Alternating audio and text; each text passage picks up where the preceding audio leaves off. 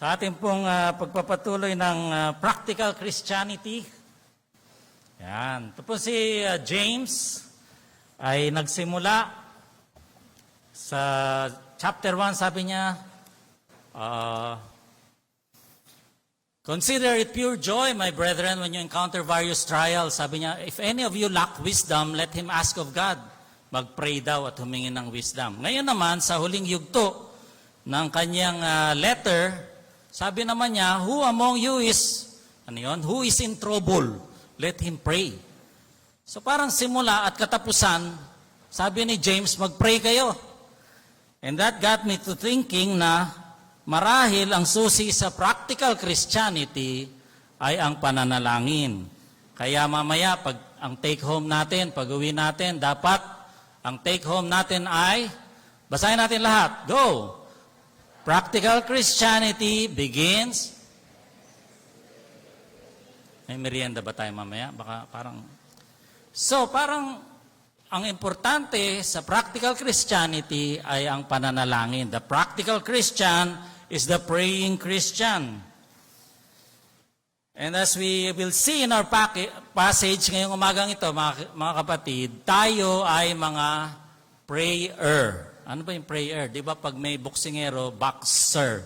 Kung may pamapatay na sunog, firefighter. Kung kayo nagpe-pray, kayo ang prayer. Yeah. Prayer. Kaya ang pamagat ng ating mensahe ngayong umagang ito, the effective prayer. Ako? Minsan nga, hanggang kisame lang yung panalangin ko, parang hindi nasasagot. Ngayong umagang ito, ang goal natin, pag-uwi natin, may confidence tayo na tayo ay effective and powerful prayer. At ang ating passage ay makukuha natin sa James chapter 5, 13 to 20. Tumayo tayo at basahin ninyo pong lahat. At gusto kong marinig, malakas tinig nyo kasi mamaya ako magbabasa. So kayo naman ngayon, ready, go!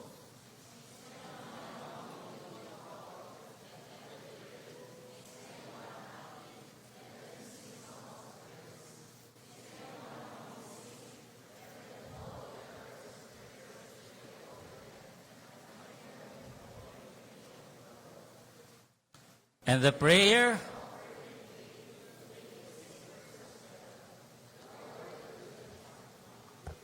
they have seen.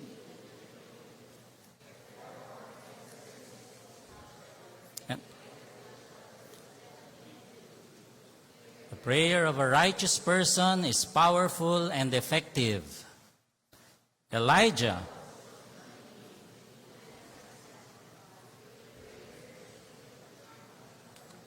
ang hihina na. May merienda tayo pagkatapos. Sige po. Lakas-lakasan natin.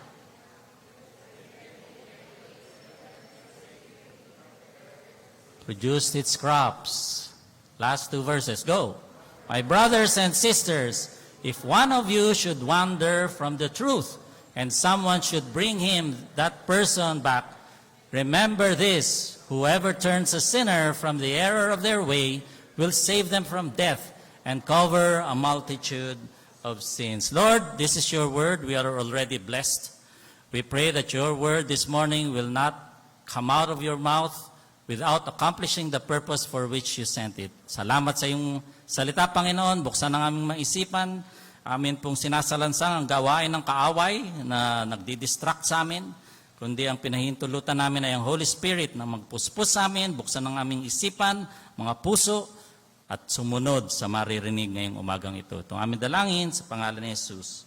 Amen. Amen. So, meron kayong notes sa ating bulletin. Sundan natin ang ating lesson. Ang una nating gustong maintindihan, so uunahin ko po yung verse 16, second part. Kasi ang gusto nating matutunan, paano ba tayo maging effective and powerful prayer? Ano ang mga katangian ng isang mabisa at makapangyarihang tagapanalangin? Makikita natin yan sa verse 16b. Sabi, the prayer of a righteous person is powerful and effective. So isang karakteristik, dapat ang prayer ay righteous. And immediately, ang example niya si Elijah. Sabi niya, Elijah was a human being just like us. Paano naman natin naging kapareho si Elijah? Eh, syempre, nagugutom siya, kagaya ngayon, gutom na tayo, uhaw, okay? Naglo-loneliness din yan, nagdadrama, nagtampo sa Lord, na-depress, parang taong kagaya natin. Pero hindi natin siya kagaya. Bakit? Si Elijah yan, mga kapatid. Yan ang congressman ng mga propeta ng Old Testament. Pag sinabi niyong propeta sa Old Testament, sino yun? Elijah yun.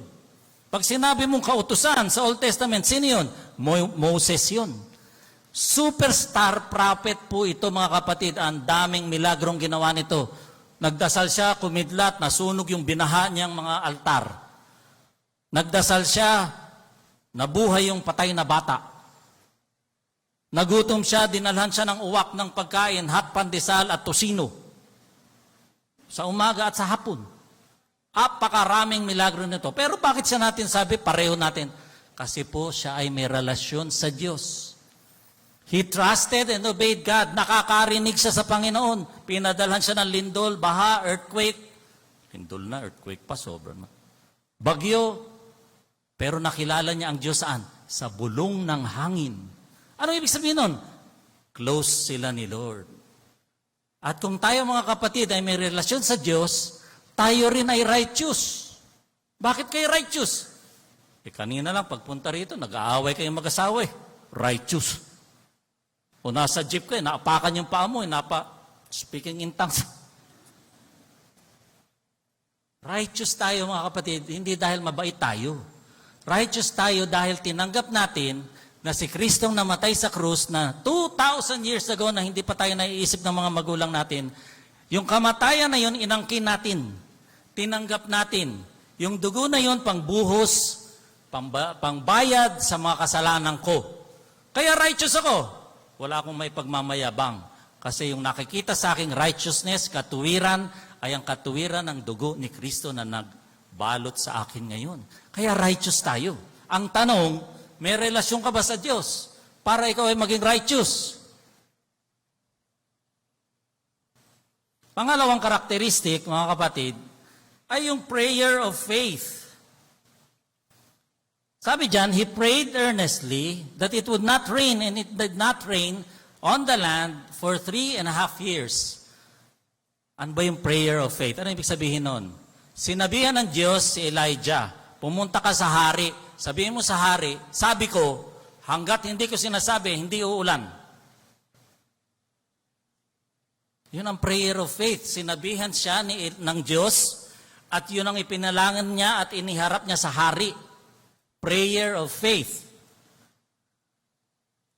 Ang basehan nito ay nasa 1 John 5:14-15. This is the confidence na ano? That we have in approaching God. If we ask anything according to His will, He hears us.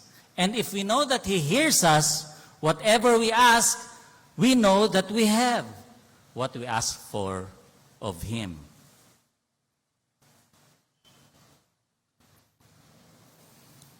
Prayer is getting God's will done on earth. Nandiyan ba yan? It's not getting man's will done in heaven. Lord, papanalunin mo naman ako sa loto. 401.1 million naman yun, Lord. Ang tithe naman nun ay 40.1 million. Bibigay ko naman yun sa FCF para mabili na yung lote dyan. Kahit hindi ko na ikabit yung pangalan ko sa lote na yan, bibigay ko naman yung Lord eh. Yun yung man's will done in heaven. Ano naman yung God's will done on earth? Kung meron kayong kamag-anak, kaibigan, na hindi pa nakakakilala sa Panginoon, alam niyo ang sabi sa Bible, God is not willing that any should perish, but that all should come to repentance. Yun ang God's will. Hindi pa sinasagot, pray ka lang. Kasi susundin nyo kasi God's will. Pag nag-pray tayo sa God's will, God will hear. And God will give it. Gusto niya yun eh. Kasi po, tayo ang templo ng banal na spirito. Sabi sa Romans, ang spirito daw ay nananalangin para sa atin, umuungol ng mga salitang hindi natin maintindihan. Dahil templo tayo ng Holy Spirit, ang Holy Spirit nagpe-pray doon sa loob.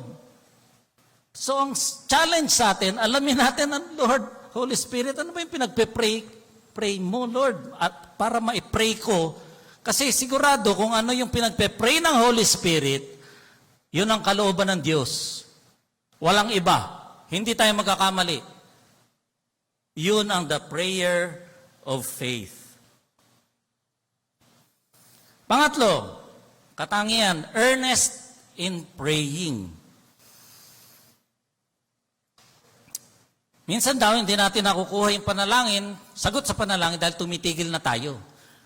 Si Elijah, nag-pray siya ng ulan. Ilang beses? Isa. Sabi niya sa servant niya, punta ka doon, tingnan mo kung may ulap na. Wala pa, 2, 3. 7 beses hanggat may nagpakitang ulap doon at umulan. Bakit? Kasi alam ni Elijah yun ang gusto ni Lord. Kaya may confidence siya na ipag-pray. So kung kayo po nakakarinig sa Holy Spirit, ipag-pray nyo kung ano yung gusto ng Holy Spirit, sigurado may confidence. Kaya sabi confidence. Hindi dahil gusto mo, kundi alam mong gusto ni Holy Spirit. At pag gusto ni Holy Spirit, gusto rin ng God the Father. Sigurado yung bibigay ng God the Father. Si Jesus, 3 beses na nalangin. Si Pablo, 3 beses na nalangin. Tanggalin daw yung tinik sa kanyang laman. Tinanggal ba? Hindi. Si Jesus na yun, ha? Tapos tayo nagtatampo.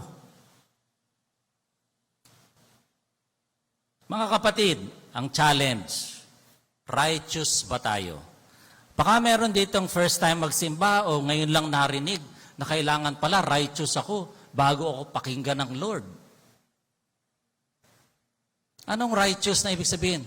Ibig sabihin may relasyon ka sa Diyos, tinanggap mo yung kamatayan niya sa krus, yung dugo na nabayubay sa krus, ang inaangkin mo na panghugas sa aking mga pambayad sa aking mga kasalanan. Kung hindi mo pa yun nagagawa at nandito ka at ngayon mo palang narinig yun, bibigyan ka natin ng pagkakataon na siguraduhin na ikaw ay may relasyon sa Diyos. Manalangin tayo. At kung sino man dito ang ngayon lang nakarinig na kailangan palang tanggapin si Kristo bilang Panginoon at tagapagligtas, emphasize ko lang yung Panginoon kasi minsan yun ang nakakalimutan natin. Siya ang hari.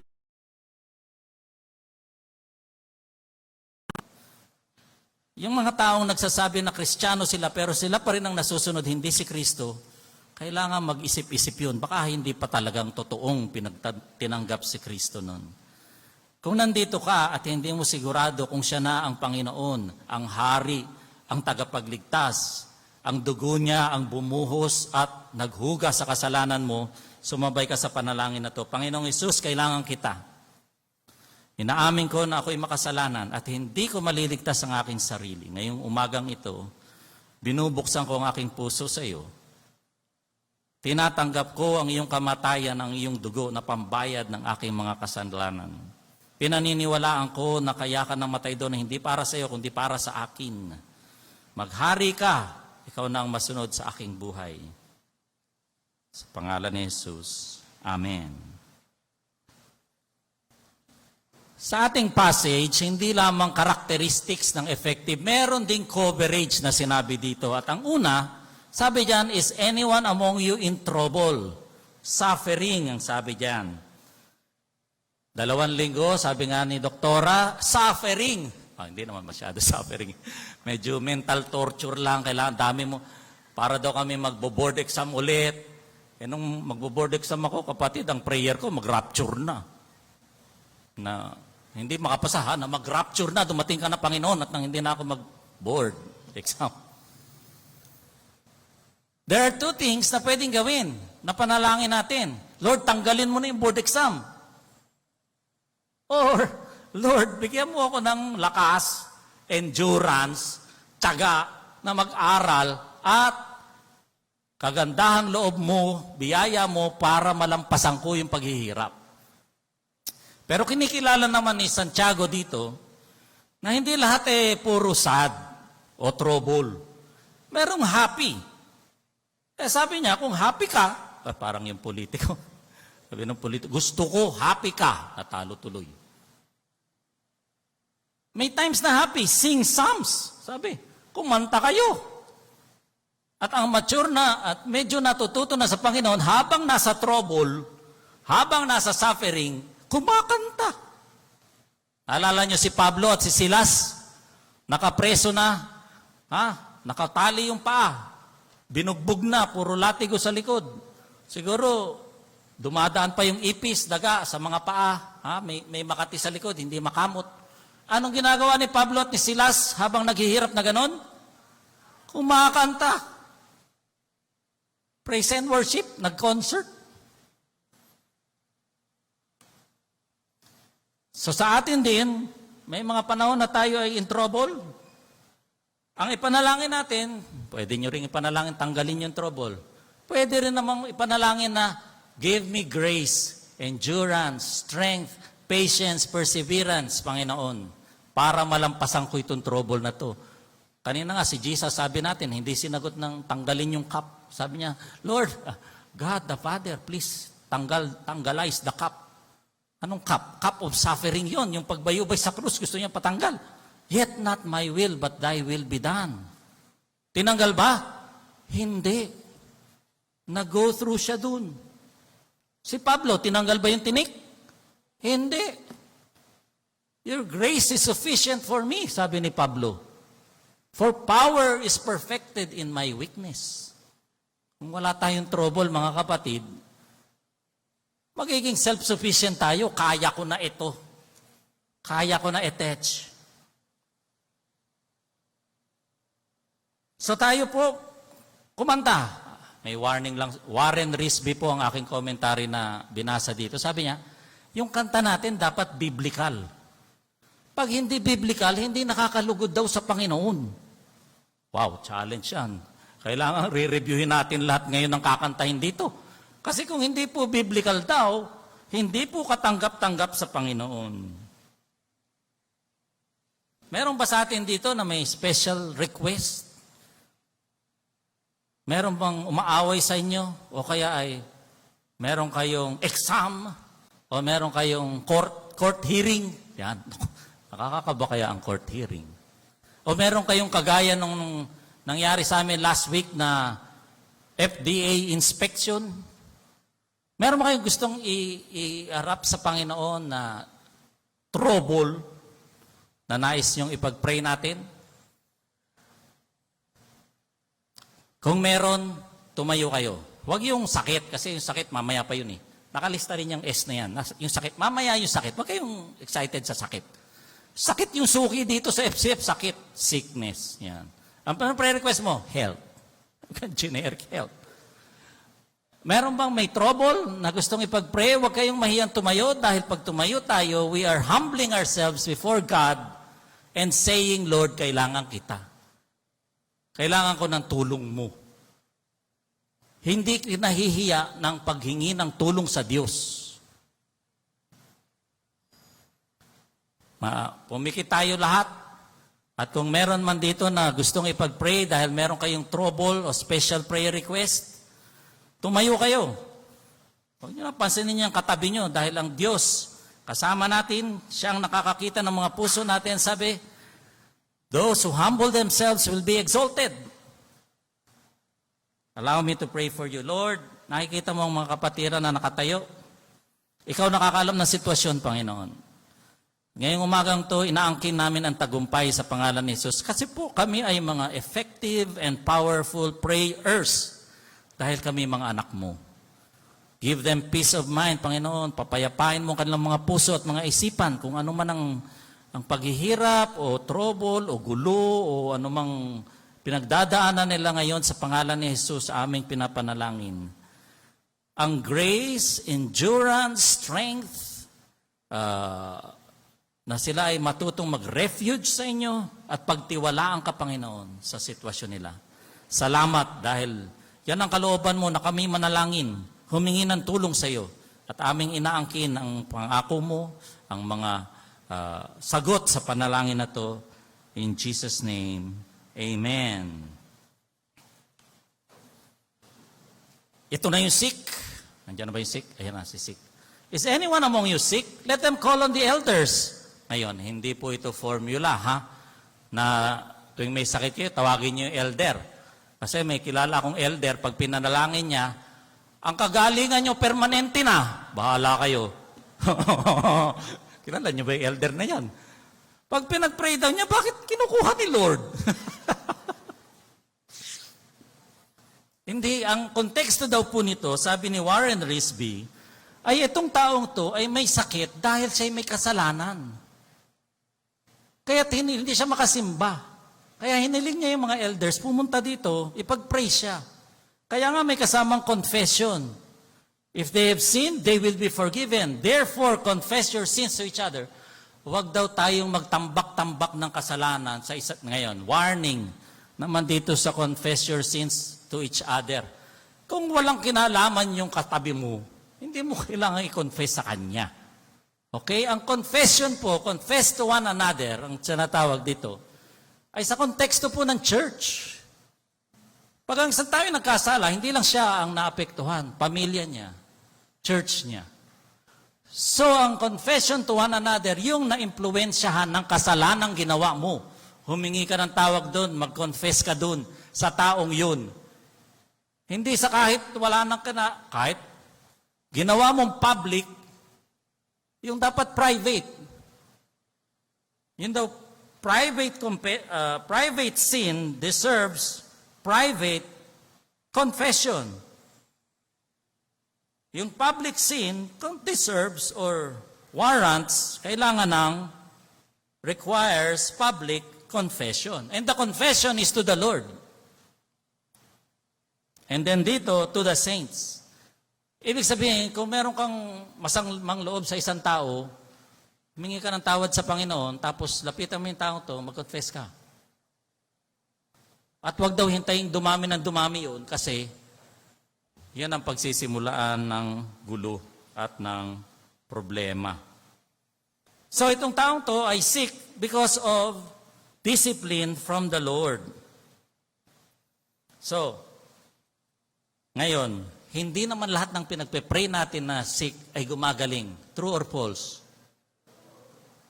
So kung meron sa inyong naniniwala na lahat ng may sakit ay gustong pagalingin ng Lord, yan po ay denial ng experience at ng salita ng Diyos. Kung si Pablo nga hindi pinagaling ikaw pa. Si Job, mas righteous pa ba kayo kay Job? Mula bumbunan hanggang talampakan may pigsa. Nakasubok na ba kayo ng pigsa? Kahit isa lang.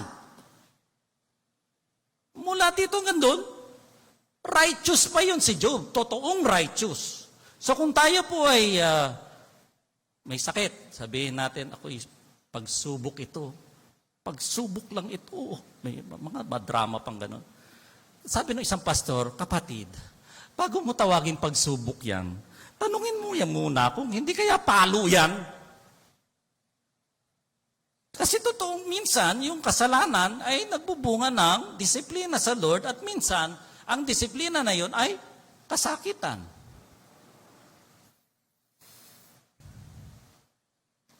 So ang katotohanan ay may pinagagaling ang Diyos at merong kinukwento ni Warren Risby sa isang linggo, sa looban daw ng isang linggo, siya at yung mga pastor niya, pinuntahan yung 2 miyembro nila.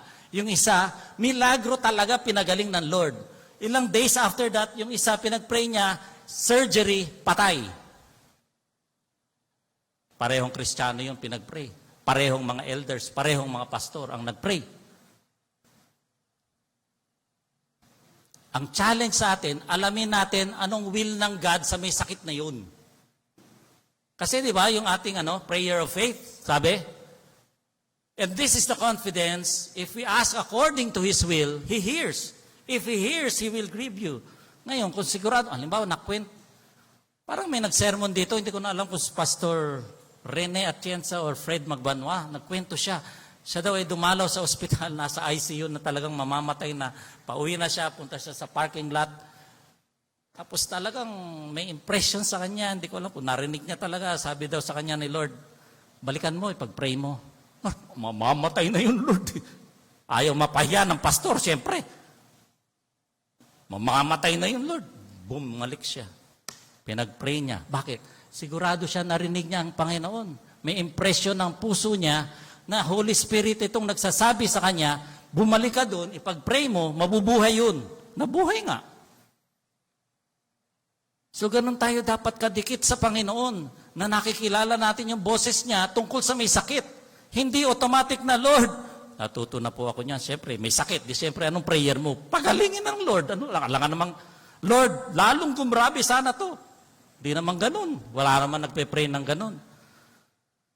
Pero ang challenge sa atin, na alam ko challenging talaga, ay maging sensitive tayo sa Holy Spirit. Ano yung kalooban niya sa tao na yan? Ngayon, dahil ito ay practical Christianity. Kung kayo ay may sakit, okay.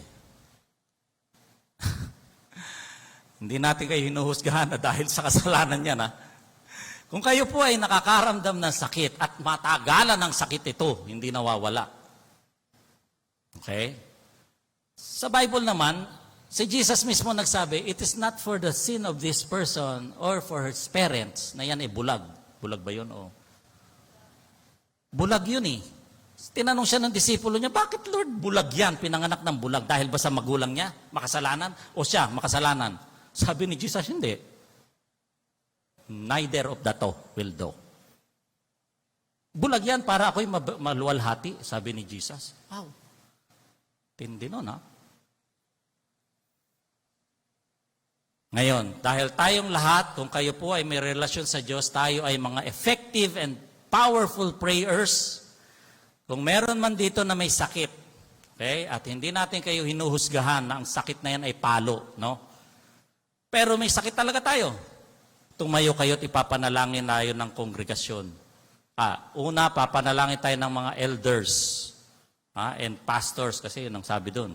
Sabi dyan, the prayer of faith, hindi yung oil, hindi yung anointing, hindi yung elders, but the prayer of faith will heal that man, sabi doon. Kung sino man ang may sakit, okay, huwag kayong mahiyang tumayo dahil tayo ay humihingi ng tulong sa Lord. Hindi nakakahiyang humingi ng tulong. Tumayo po kayo at kayo ipapanalangin ng aming mga elders muna. Meron po ba? Sige po, tayo ay lumalapit sa Panginoon. Practical application po ito. Practical Christianity.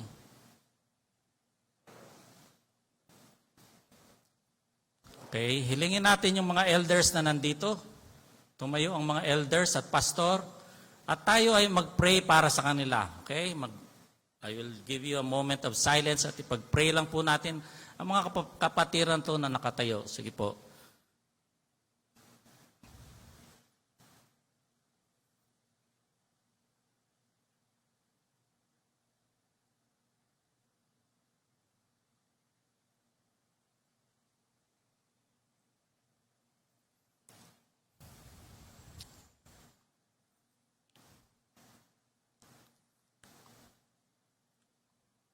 Panginoon, lumalapit kami ngayong umagang ito. At amin pong nais malaman ang kalooban mo tungkol sa mga sakit ng mga kapatiran na ito. At kung ito nga po ay meron mang dahilan na kasalanan, ipakita mo sa kanila, Panginoon, dahil ikaw naman ang Diyos na nagpapatawad ng lahat ng aming mga kasalanan. At kung hindi man dahil sa kasalanan, Panginoon, ipakita mo sa kanila at sa amin, ano ang iyong kalooban tungkol sa kasakitan na ito? Siyempre po, nais namin na sila'y gumaling na ng lubusan, Panginoon. Ngunit we submit ourselves to your will. Your will be done tungkol sa mga sakit na ito, Panginoon. Touch them, Holy Spirit. Touch them, Jesus. You are the healer. Walang imposible sa iyo. Nothing is too difficult for you, O God. Kaya mong tanggalin ang mga sakit na ito kung yun ang iyong kalooban. At hinihiling namin, Panginoon, ngayong umagang ito, gawin mo, luubin mo, O Diyos, ang kagalingan, lubos na kagalingan sa aming mga kapatiran to. At sa iyong tamang panahon, O Diyos, ibibigay mo ang lubos ang kagalingan na yan, O Diyos. Sa pangalan ni Jesus. Amen. Ang pangatlong area po na ating pwedeng ipanalangin, sabi dito ay state, the nation. Si Elijah, dahil nga sa tagtuyot, nasira ang Israel. Agricultural eh. Pag walang ulan, walang kain talaga. As in, 3.5 years walang ulan. Sa Europa ngayon, the River Rhine ay nagda-dry up na raw. Saan ba yung River Rhine? Germany? Hindi ko alam. Tapos sa sobrang tagtuyot po doon, lumulutang na yung mga shipwreck nung panahon na lumbog yun. Nakikita na yung mga barko dahil wala ng tubig yung ilog na yun. So si Elijah, pinag-pray niya yung bansang Israel kasi pag hindi umulan, wala na talaga. Ganon din tayo, pag-pray daw natin ng ating bansa. Kailangan ba ipag-pray ang bansang ito? So totoo lang, confession. Nakakapagod na ipag-pray ang bansang ito. True or false? Di ba? Parang, Lord. Ngayon, alam ko na. Ang isipin natin ganito mga kapatid. Isipin na lang natin na mas grabe pa yung bansang yan kung hindi tayo nanalangin. Tama? Ang tagal-tagal na lang iniintay yung big one. Eh, yung go bag ko, inamag na eh. May go bag pa ba kayo? Yung biskwit dun, baka may amag na. Hindi dumadating si big one. Kasi may nananalangin, Lord, wag muna. Amen? Wag daw tayo magsawa. Bakit ba kailangan ipag-pray ang bansang ito? Eh, ba't hindi? Yung Vietnam, mga kapatid, kailan yung huling gera ng Vietnam? 1979? Sinong buhay na nun? Kayo? 1979. Pilipinas, kailan ang huling gera natin? Wala nang history sa eskwelahan, ano? Kaya walang makasagot. 1945, 46. Malaya na tayo, 1946.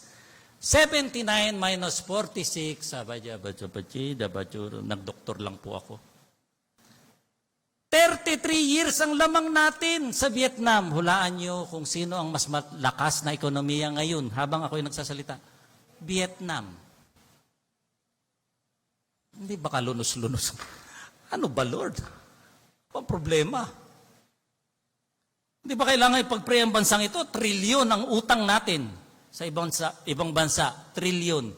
Kinompute na kung magkano kayong lahat, magkano mga utang nyo sa mga ibang bansa. Bawat isa sa atin may utang na sa ibang bansa. Sinasakop na tayo ng China, hindi pa tayo nagpe-pray. Hindi future yun. Nangyayari na. Kanila na. Hindi na tayo pwede mangisda, di kanila na. Pandemya pa more, hindi pa naman naalis. Bagyo, bulkan, lindol, name it, we got it. Corruption pa more. Kahit sino nakaupo.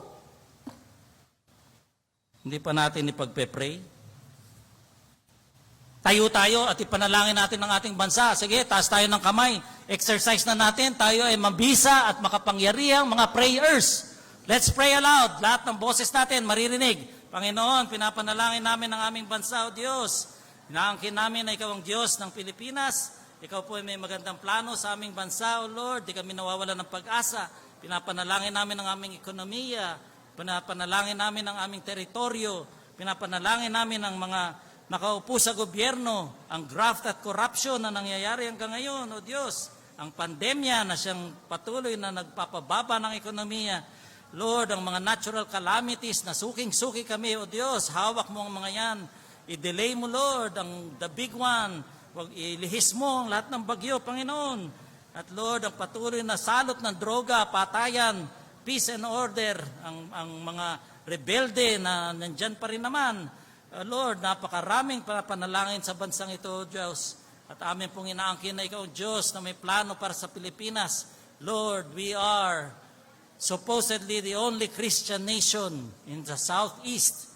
And yet, O Lord, we are the least in the economies, Panginoon. Lord, just lift up to you our nation, Panginoon. Amin pong itinataas ang aming bansa. Alam namin na may maganda kang plano sa bansang ito, Panginoon. Hindi kami nawawala ng pag-asa, O Lord. Patuloy namin itataas ang aming bansa. Dapat na mangyari ang kalooban mo sa aming bansa, O Lord. Ang lahat ng nakaupo sa gobyerno, makakilala sa iyo bilang Panginoon at tagapagligtas, Panginoon. At ang iyong pong kaharian ay sakupin ng iyong kaharian ang aming gobyerno at ang aming bansa sa pangalan ni Jesus. Amen and amen. Pang-apat, the straying. Ano yung the straying? Sabi dito, my brothers and sisters, if any one of you should wander from the truth, yun ang problema. Diyan nagpupunta yung straying. Diyan nag-uumpisa yung straying, wandering from the truth. Kaya nga mga kapatid, pinupukpok natin dito parati, nagko-quiet time ka pa ba? Opo, quiet na quiet nga po eh. Pag nag-pray po ako, overnight, kinabukasan na ang amen. Pag hindi ka na, noong 2006 siguro yun, 2007, may sinyeran kami.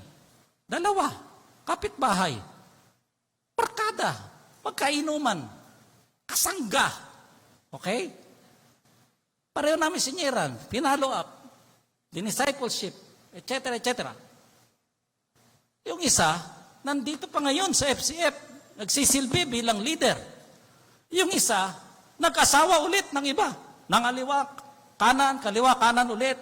May iba ng pamilya kung saan, hindi na namin mahanap. Anong pagkakaiba? Yung isa, nagbasa ng Biblia. At nang magbasa siya ng Biblia, sinira niya yung rebulto niya. Hindi ko sinabihan.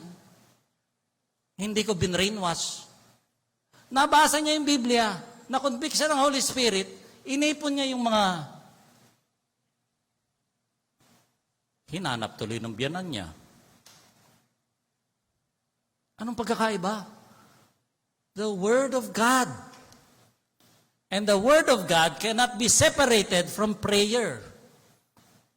Kasi sa Word of God tayo kumukuha ng mga promise na kiniklaim natin sa prayer. Backsliding, nasa Jeremiah 3:22, yung word na backsliding, nasa Old Testament pala yan, sabi sa Jeremiah, return, faithless people, I will cure you of backsliding. Wala yung nasa Old Testament. Assignment, ilista nyo, 2 Peter 2:20-22, paborito kong verse yan, sa backsliding. At naway matakot tayong lahat sa verse na yan. 2, madaling tandaan, 2 Peter 2:20-22. Tama-tama, 2022 ngayon. Anong gagawin sa mga naliligaw na landas? Ipag-pray, hanapin, tulungan bumalik sa Panginoon. Bakit delikado itong mga naliligaw na landas? Kristiyano na to, mga kapatid, ha? Hindi ito yung seek and save the lost. Importante that we seek and save the lost, but we should also seek and win the straying. Ito yun, mga backsliding. Ano ang danger? Ano ang panganib ng backsliding? One, yung nagbabackslide, syempre delikadong madisiplina ni Lord. Pag sobra-sobra na, hindi pa nakikinig, kukunin na siya ni Lord. Ganon ang nangyari sa mga iba sa Korinto, mga kapatid. Pagkatapos, makaka-impluwensya pa siya sa church. Kaya kung may alam kayo na ganon, kailangan nating ipag-pray, puntahan, tulungang bumalik sa Panginoon. Kasi baka ma-impluwensyahan pa. Ano pang isang panganib? Meron daw kasalanan that leads to death. Nako, controversial na topic po yan. So while it is important to seek and to save the lost, it is equally important to seek and win the saved. Saved na yun. Ibalik natin sa Panginoon. Win him back in an attitude of love. Where there is love, there is truth. Where there is truth, there is confession of sin. And where there is confession of sin, there is forgiveness of sin. Kaya dapat may love. Bakit? The love assures that backslidden person na pag kinonfess niya yung sin niya, siya ay tatanggapin, siya at ang kasalanan na yun ay pinatawad na at hindi na muling babalik-balikan pa. God remembers our sin no more. Magkaiba yung remembers no more sa forget. Pag senior citizen, you forget. Ang Diyos hindi naman nagsisenior citizen. So anong ginagawa niya? I will remember your sin no more. Pinipili niya na hindi alalahanin ang mga kasalanan natin. Di ba napakabait nun? Kaya pag tayo ay umaakit ng mga naliligaw o na backslide, ganun din tayo dapat. We remember their sin no more and win them back with love. Meron ba kayong kilala mga kapatid? na kailangan bumalik sa Panginoon? Panalangin niyo po yan. We are the effective and powerful prayers.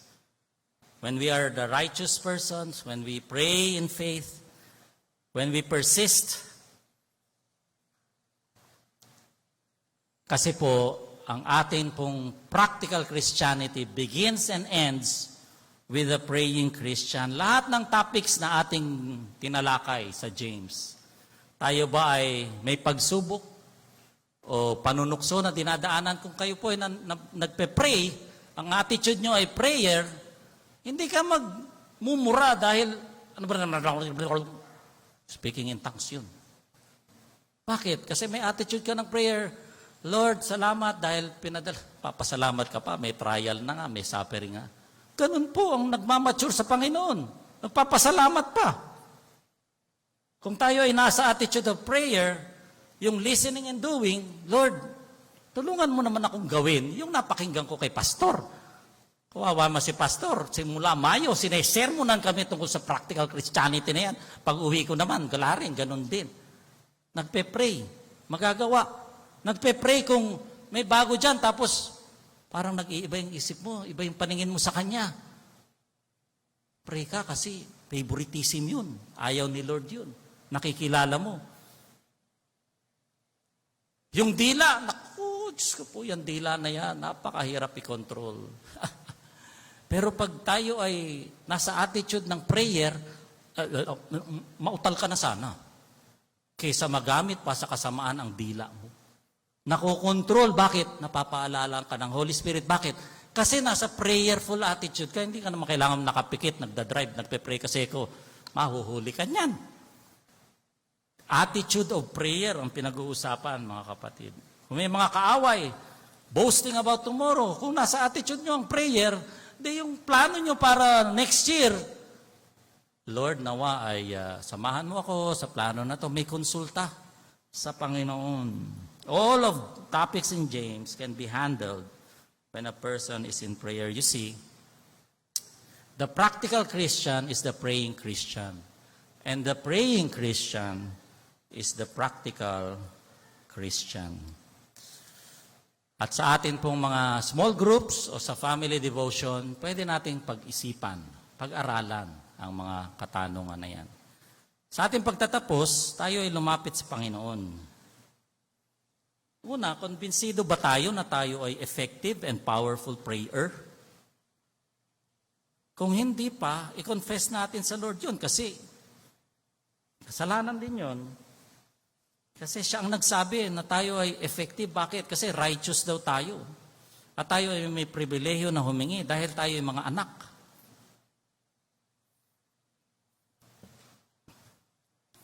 Tayo ba ay may attitude ng prayer sa ating araw-araw na buhay?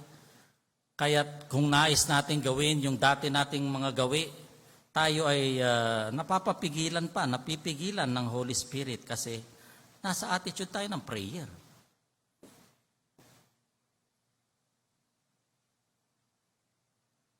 Mga favorite sins, paulit-ulit, mga bisyo na hindi matanggal-tanggal. Kung tayo ay nasa attitude ng prayer, papaalala sa atin ng Holy Spirit yun, wag na yan. Wag na yan. Kasi ipapaalala niya na ang hari natin ay si Kristo na. At kung hindi gagawin ni Kristo yung ginagawa mo, hindi mo rin gagawin. Kasi siya ang nasusunod, hindi ikaw. Ang mga panalangin ba natin ay parang walang nararating? Baka kulang tayo ng pag-exercise ng ating effective and powerful na prayer. Kausapin niyo po ang Panginoon, tayo'y manalangin.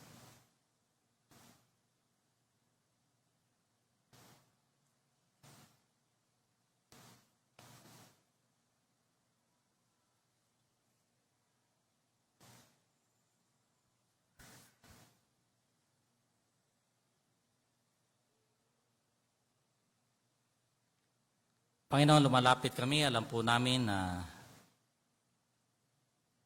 Nais mo na kami maging mabisa at makapangyarihan na tagapanalangin. Holy Spirit, tulungan mo kaming maging sensitibo sa iyong salita, sa iyong boses. Para sa pananalangin namin, inaalam namin kung anong kalooban mo. Para yun ang siguradong sasagutin ng Diyos para sa amin. Sa aming pagtatapos ng pag-aaral na ito ng James, Panginoon, nawa alalahanin namin that to be a practical Christian, is to be a praying Christian. For the power is in the prayer. A prayerful Christian is a powerful Christian. The Lord bless you and keep you. The Lord make His face shine upon you. The Lord be gracious to you and give you peace now and forevermore. Amen and amen. Amen. Meron po tayong small group leaders training, 10:45. Salamat po at kita-kita ulit next week.